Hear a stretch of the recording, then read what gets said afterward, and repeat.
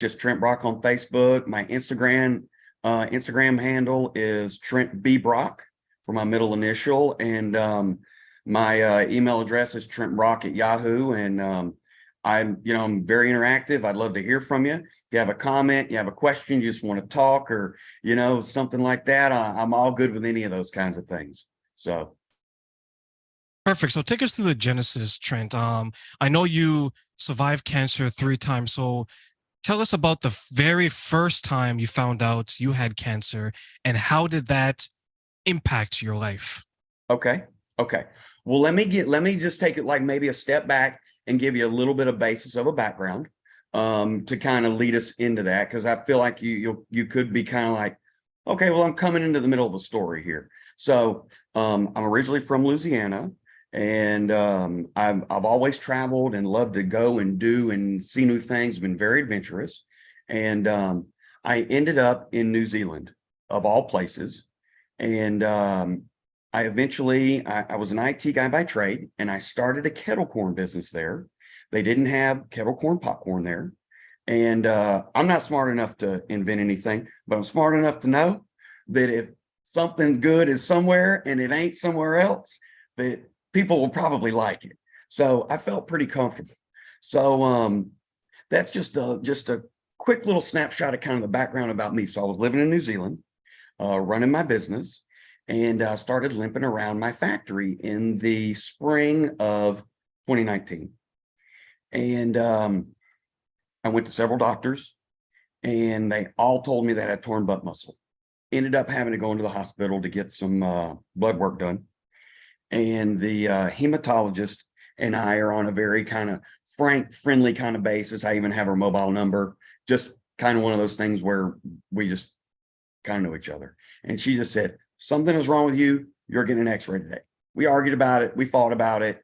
And finally I said, okay, for you, I'll go get an x-ray. I mean, I know I got a torn butt muscle. About a week later, she calls me and she's like, where are you? And I'm like, I'm sitting in my truck. And she said, well, I want to tell you that you have a large void in your pelvis area that's causing you the extreme pain and the limping. And I said, well, what do you mean? And she said, well, most likely you have cancer. Well, obviously, I had a bit of a meltdown. Okay. And the reason I had a bit of a meltdown is because one of my best friends, my brother's best friend, fraternity brother, my aunt and uncle's godson, at the age of 38, died of cancer about 8 or 9 months before that, left his wife and kids. So immediately what I think is, oh my gosh, I'm going to die of cancer, just like my friend Chris did. And so immediately I called my parents and I discussed with them, I told them what had happened, told them what was going on. And they wanted me to come straight to the hospital. Okay. I had about a 1/4 inch of my pelvis bone holding my leg on. And the doc said, with every step that you take, you are in danger of breaking your leg. And if you break your leg, it will come off. We will have to take it off. We cannot save it for sure. So you need to get to the emergency room right now. How are you going to get to the emergency room? I said, well, I'm going to drive myself and I'll walk in the front door. And she said, immediately when you get in the front door, you need to get in the wheelchair. Okay. So that was kind of the start of the journey. So that was the first time you had it. And then just hearing from the doctors tell you that kind of story where it's like, my God, my life is totally changing at this point, and you have absolutely no idea how to deal with it because your only reference point is your friend who passed away, right? So how did you begin to rationalize that in your mind, saying that I know this person who's died from it, here I am in a wheelchair at this point? Yeah. Shock. I think shock. Disbelief. It took me quite a while to get a hold of it, to really accept it and deal with it. I've never had any health issues. Okay. Never had any problems in life, broken my ankles, broken a few bones, typical things that you do being silly or playing sports. So, it took me several months really to get a hold of it. And it was a long 6-month journey to actually get the hip implant. It's public health care in New Zealand. And I think probably being in Canada, you can appreciate that it's not very speedy. And it's kind of it's a government run thing, right? And we know that things are run by the government. Well, they run at snail's pace.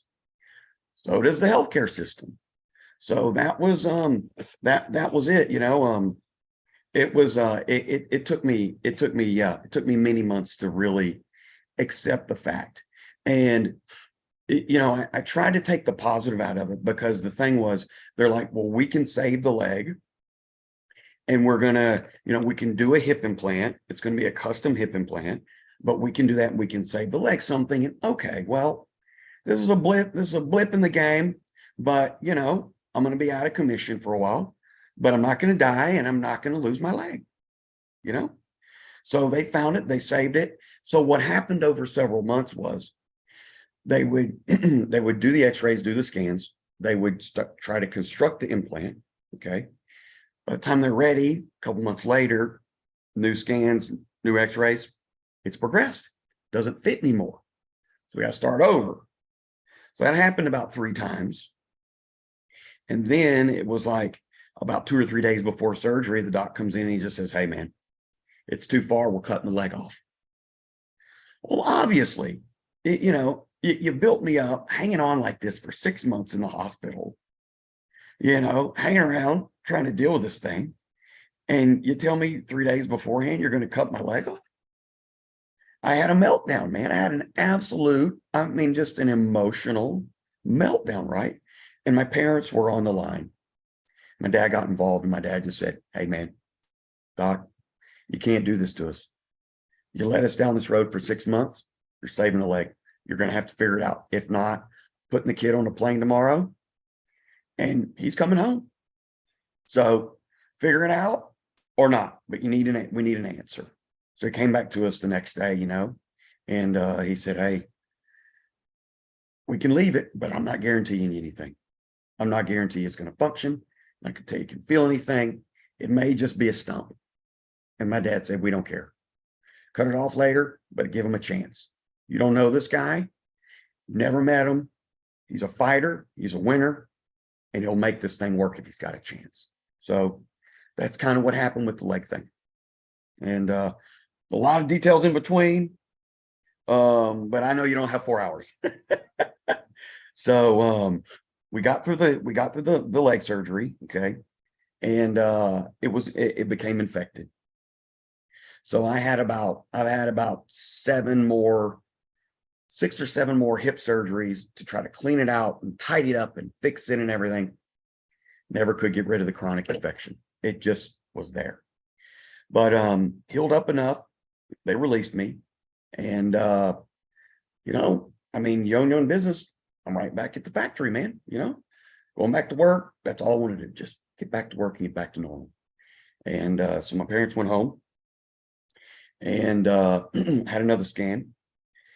A couple scans, didn't know. Had a scan in December. This is I don't know, my folks went home mid-late January. I had to go in because the leg was infected and it was abscessing with these large kind of pussy, gross looking things. So I went in the hospital and they said, well, we need to drain it and do that. And hey, by the way, I wanted to let you know on your last scan, you got lung cancer and pancreas cancer. Yeah. So that really, set me back, and I started thinking, okay, I thought this was over. I really thought this was over, but it's not. And so obviously the pancreas thing is the bigger issue than the lung. So we had the pancreas surgery. That went fine. No complications, no issues. So they cut out the bottom end of my pancreas because that's where the tumor was. And most of the time when they do that, they have to take the spleen as well. So they removed that. Surgery went fine, no major issues, but it was a misdiagnosis. So they removed half my pancreas and spleen for a blood clot.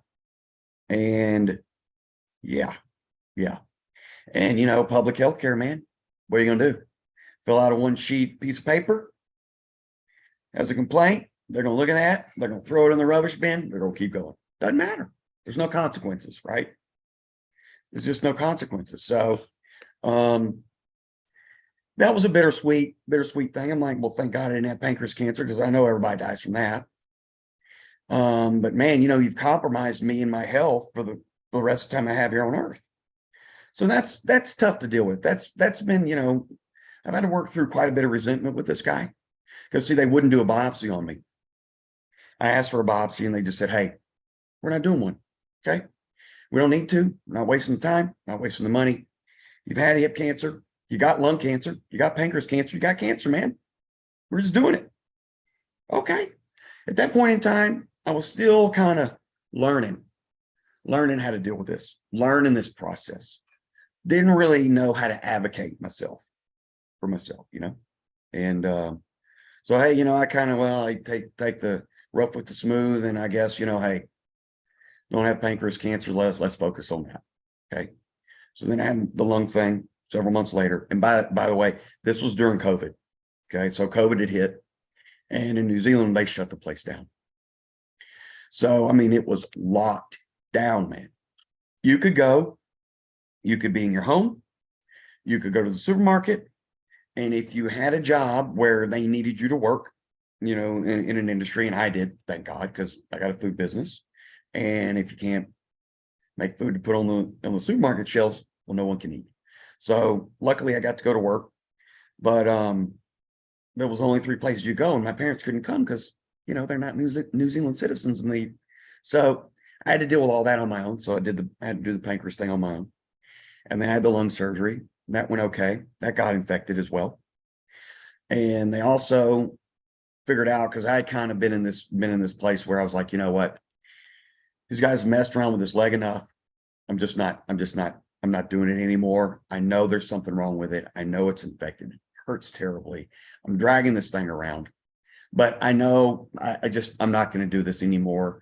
I know eventually, probably sometime in the future, I'm going to go back to the States, and you know what? I'm probably just going to let them deal with it then. They can't resolve this infection. They've tried to do it.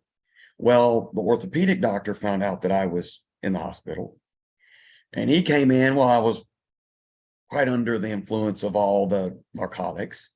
And he said, hey man, this leg's infected and we're going in. They had put a little wire in there to hold the leg bone close to the remaining bit of pelvis I had, because what happens is when there's nothing there, it's basically kind of like a sponge in there. So the leg just keeps. So it started out right after the first surgery was about 2 inches. And by the end of it, it's ended up being about 4. So, it just continues. And so they put the wire in to prevent that, but they thought the wiring was causing the infection. It wasn't, but they went in and took that out. So I got this gash that they, filleted me wide open with the leg, took that out. I got the hips infected, the legs infected. A 2-week deal turned into a 2.5-month deal. And so eventually the lung surgeon came in and he said, look, we need your bed. And I said, well, I mean, I'm hooked up, you got a vac thing on me that I have to carry a machine around. My lungs infected. I've got a gash on the back of me. I got a port in my arm where you guys are trying to feed me antibiotics. I can't walk. I can't do anything. I mean, I need help to get to and from everywhere, to the bathroom. I'm like, basically, man, I'm from the bed to the chair to the bed. That was my life for 2.5 months. He said, well, the person that's coming in needs the bed more than you do, and you're out of here tomorrow. Okay. You don't want me anymore? You want me to, you're really at all this? You're going to leave me like that? You want me out here tomorrow? Yep. They came in the next day, man. They packed my stuff up, put me in a taxi, and sent me home. Trent, And I remember that my hospital experience, similar to yours, where it is shocking, right? Not on the level that you went through, but when I hear someone tell me about the hospitals, I'm like, if I were to step back in there, it's like a haunted house, right? You're looking around and you Yeah. don't even know where you want to go because everywhere is scary for different reasons. People go through what they go through. Yeah. And there's the good, the bad, and then there's things in the middle. And when you tell your story, I'm hearing of someone that was wronged by the system, that was wronged by their government, by their healthcare, by their caretakers. Yeah. And when you had the cancer, the Mhm. infection, the bad experience, and now they're saying, you know what? We need your bed because there's someone who deserves it more than you. So tomorrow you're out. Yeah. And you have to deal with that. Yeah. And then you still have to continue the road to recovery. So as you were recovering, Yeah. looking back in hindsight, saying that, man, if I can survive that, I can survive whatever is going to come up in my future. Did you have that type of underdog, David versus Goliath type of mentality as you're recovering? Absolutely. No doubt, man. You know what? And I'm not a big guy, man. Okay. I'm an average guy. I'm only 5'8". I weigh 155 pounds. Okay. I'm not super smart. I've always been the underdog. And I'll tell you what, man, that's exactly what I drew on. That's exactly what I drew on because I was the littlest guy on the court, the littlest guy on the field. But you know what I got? I got heart, man. I got heart. And you know what? Heart is a decision. Like attitude is a decision. And how, there's uncontrollable things in your life, right? You can't control a lot of things, but you know what you can control? Your attitude and how you want to how you want to deal with it. Okay. And if you want to quit or not. And dude, I don't quit ever. I never quit. And I'll tell you, I was in a place where I did for a while. I gave up, I've had 5 of my surgeons, my orthopedic, my heart, my lung doctor, all of them, okay? Every one of them, oncologist.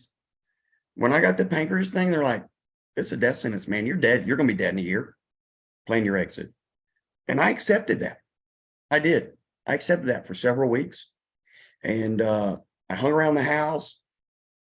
And I also, when the lung doctor asked me to leave, I was on methadone.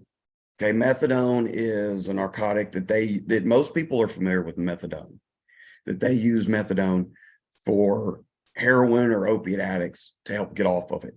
Okay. In New Zealand, they use it as a pain management tool. Extremely effective for pain management, but it's very addictive and it takes forever to get off of it. Okay. So my first experience with it in the hospital with my hip surgery is I was on it. They got me off of it. No issues, no problem. With the lung thing, okay, they kicked me out and they didn't give me anything to take with me. So it took me about 3 or 4 days to realize I was having methadone withdrawal. Okay. And with methadone withdrawal, it's just like what everyone thinks of like a crack addict, right? You got the hot, you got the cold, you got the you got the psychological problems, the suicidal things, the anxiety, the craziness, the temper, all that stuff was going on, man. And so that just perpetuated how I truly was feeling with the information. Because having these suicidal thoughts, and I'm thinking, well, hell, I'm gonna be dead in here anyways. I might just off myself. And I toyed with that for several weeks, and that was really difficult. But I knew that the medication was multiplying my feelings and my emotions. And so that was probably, out of everything I've dealt with, that was the most difficult thing. And yeah, the David Goliath underdog thing, I just made my mind up and I thought, you know what? Maybe I'm going to die, but I've got a chance, right? And I think back to when I was younger. I mean, man, dude, I'm an American living in New Zealand. I'm not supposed to have a successful business. I started a business down there. I moved down there. I didn't know a single person. I'm like, man, I've been an underdog in everything I've ever done and everything I've ever tried. And you know what? That's what I love about it. Because when you're the underdog, no one expects you to win. But when you do, they cheer for you. Everybody pulls for the underdog, right? People love the underdog story. That's how all the movies are, man. That's how it always goes. So I'm thinking, okay, well, no one expects me to make it, but you know what? What if I do? And I got a chance. All I needed was a chance. I don't care about the percentages. A chance is a chance. And so, I was on the phone with my parents one day, and it was getting bad. So what had happened was I got out of the hospital. Okay. My next scan, I really did have pancreas cancer. Okay. Got the biopsy, did the thing, truly did have it. In about 5 or 6 months, the thing grew from about, the size of like, I don't know, 2 millimeters, 2 millimeters where they caught it on the scan, to the size of a baseball growing into my stomach. Okay. And I'm on the phone with my parents one day, and we're just talking about, what my options are. And I'm just was toying with, am I going to come home or am I not going to come home? I don't want to come home because I don't want to, I don't have insurance. I've lived in New Zealand 17 years. Why do I need insurance in New Zealand, in the US, right? So I don't have insurance. I know I can't get insurance. I'm not going to come home, bankrupt my parents, and die on them. So they're going to be broke and have a dead kid. So I just thought, well, better for them just to be sad than to be broken sad. So we were just on the phone one day, and we're talking about it, and the despair and the hopelessness and the guilt. It's not my fault, but I'm the one causing this. It's me doing this, bringing all this pain and suffering and sadness. And I just thought, you know what? I don't care about me anymore, but I just can't die on my parents, man. I just can't. So what are you going to do about it? Well, I'm going to make a change, because I made some changes, but I didn't make big changes. I know if you want a big result, you got to make a big change. So I started tackling everything, right? I started actually doing the research, changed my diet, changing my mental outlook, changing my spiritual outlook, which in turn changes your emotions. So I had to work on all 4 of those areas, because to me, that's what makes up a human being, right? All those areas. And so the diet thing, how hard is that, man? Just change what you're eating. It's not that big of a deal, right? It takes some self-control, self-discipline, but and it wasn't crazy, man. I didn't like start eating rabbit food all the time, cut out sugar, quit eating the top things that cause cancer, right? Cut those out, replace them with good things. And then I started on my mental, because the deal was, right, my heart's like, man, I want to try to beat this, but my head and my practical things going, you can't. You're not going to beat this. No one does. So how are you going to do that? So I started in with the self-help stuff, right? And for me, the self-help stuff was meditation, yoga, going to the gym with the exercise, right? Started looking for articles and people that had beat cancer, right? And just nothing but positive. So if I wasn't at work, I totally had to renew my mind. My focus was, if I wasn't at work, outside of that, my 100% focus was, what am I going to do to change my mindset? Right? So that's what I started working on. And it took months, man, months and months and months and months and months. And so now, I got my mind muscle, man. And this thing, I can beat anything. I can win anything. I appreciate doctors. I appreciate them. But you know what? They're human beings. They're the closest thing we have to God, but they're not. They're practicing medicine. They're only practicing, right? So practice makes perfect, but they ain't perfect. So, I just said, you know what? These guys, they don't know me. Appreciate your input, appreciate your info, but I'm gonna figure out my formula and the way I'm gonna beat this. And that's beautiful because it shows how determined you were to live a life as successful as you can be, right? And for those who are listening on Facebook and YouTube and my social media, please follow and subscribe for more wonderful interviews like the one we have with Trent. And we will